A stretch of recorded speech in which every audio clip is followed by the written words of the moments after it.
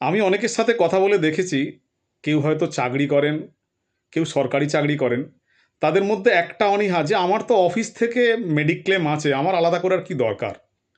তাদের উদ্দেশ্যে একটা কথাই বলি, হয়তো আপনি অফিসের একটা কোয়ার্টারও পান, তাহলে কি আপনার নিজস্ব একটা ফ্ল্যাট বা নিজস্ব একটা বাড়ির কোনো প্রয়োজন নেই? অনেকে তো অফিস থেকে গাড়িও প্রোভাইড করেছে তাকে। তাই বলে কি তার নিজের কোনো একটা গাড়ির প্রয়োজন নেই? কারণ এই অফিসে আপনি যতদিন আছেন কোয়ার্টারটা আপনার, গাড়িটা আপনার। কিন্তু কে জানে কালকে আপনার হয়তো চেঞ্জ হয়ে যাবে। আপনার মনের মতো কোয়ার্টার নাও পেতে পারেন, বাড়ি নাও পেতে পারেন। তাহলে তো একটা নিজস্ব বাড়ি, গাড়ি দরকার। ঠিক সেই রকম আপনি অফিস থেকে যতই মেডিক্লেমের সুবিধে পান, যতদিন ওই অফিসে আছেন ততদিনই ওই মেডিক্লেমটা আপনার।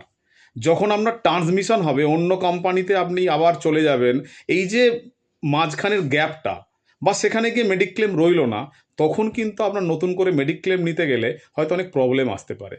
তাই অফিস থেকে থাকা সত্ত্বেও আমার মনে হয় প্রত্যেকের একটা পার্সোনাল মেডিক্লেম থাকা উচিত।